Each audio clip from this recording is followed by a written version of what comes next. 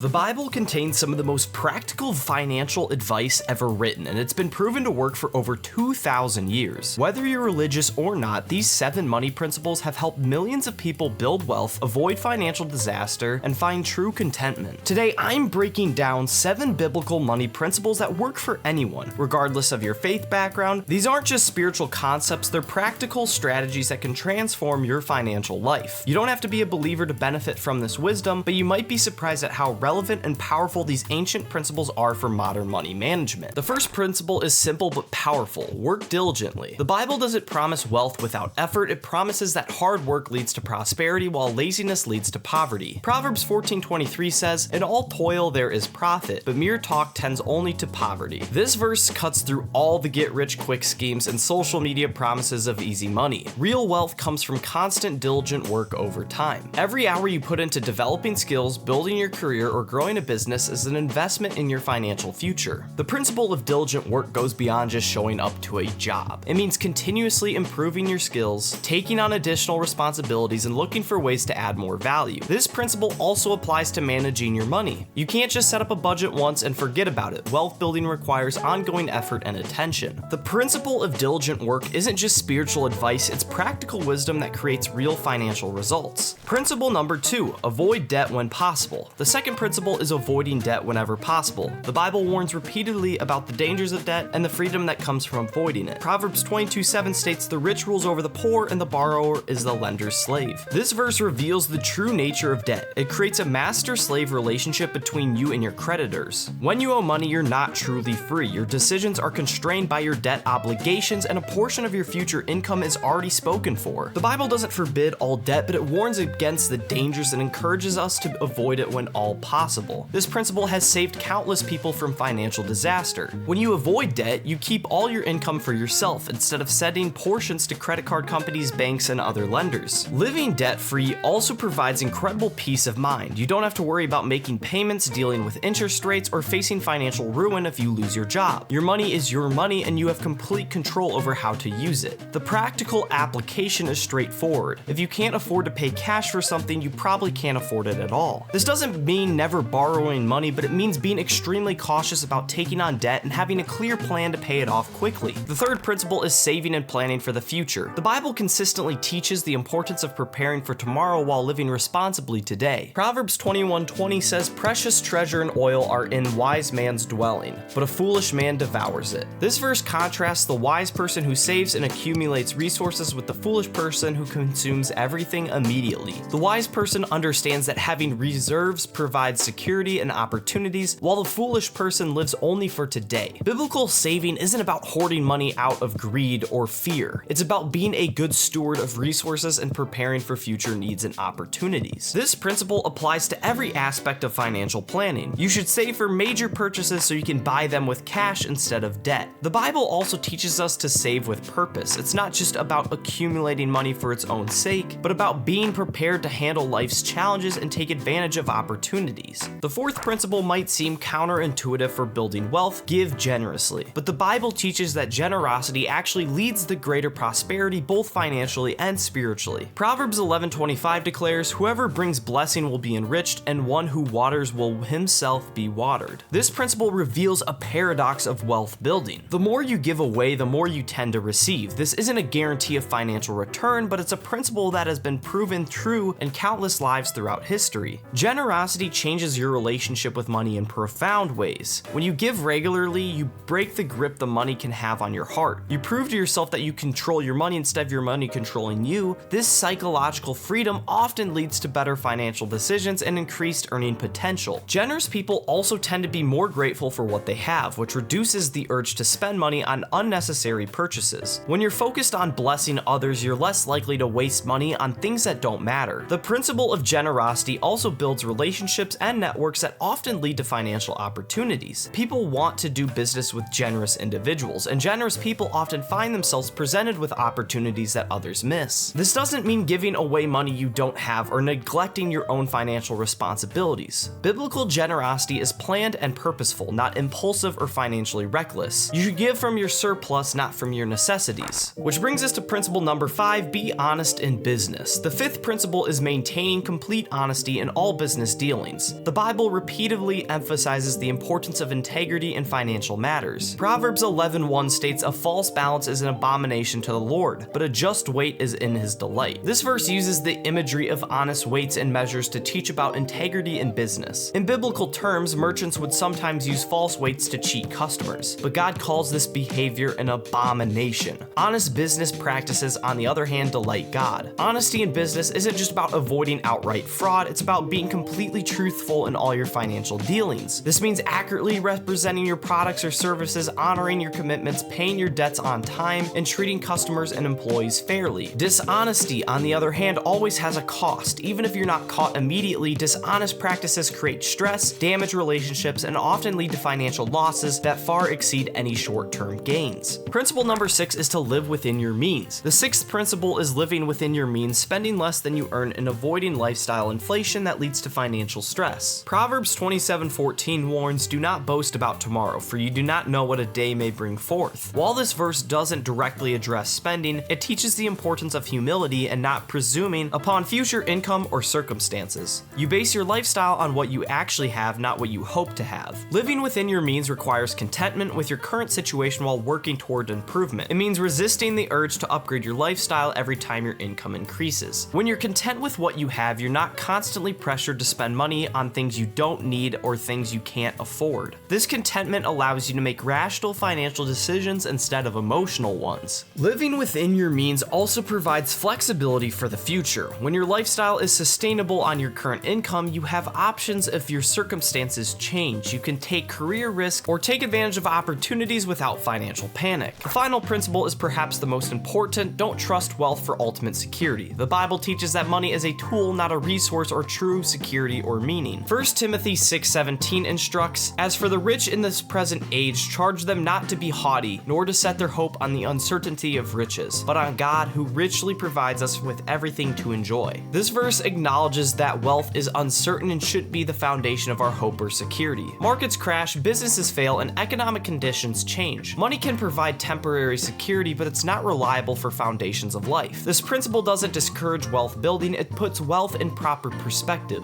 Money is a tool that can provide opportunity, security, and the ability to help others, but it's not the ultimate source of meaning or security in life. The principle of not trusting wealth for security actually makes you a better wealth builder. When you're not desperate or anxious about money, you make better financial decisions. When you're not greedy, you're more likely to take appropriate risks and build sustainable wealth. But again, here's one important thing that needs to be addressed. Having money is great, and being smart with it both honors God and yourself. However, no financial security will give you comfort like the love of Jesus Christ. Money comes and goes, but trusting in something truly eternal matters so much more. If you want to continue learning more about personal finance, I would encourage you to check out another video of mine on your screen. Click here and start watching.